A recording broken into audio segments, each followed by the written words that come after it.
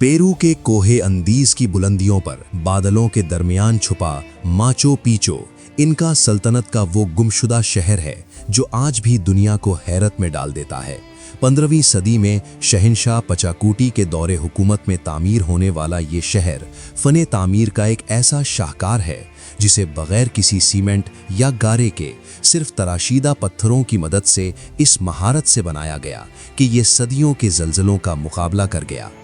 हस्पानवी फतूहात के दौरान भी ये मकाम बैरूनी दुनिया की नज़रों से ओझल रहा, यहाँ तक कि 1911 में अमरीकी मौर्रिख हिरम बिंघम ने इसे दोबारा दुनिया के सामने पेश किया। ये कोई दिफाई किला नहीं बल्कि एक शाही रियासत और मजहबी मरकज़ था जहाँ ज़मीन और आसमान का मिलाप होता है।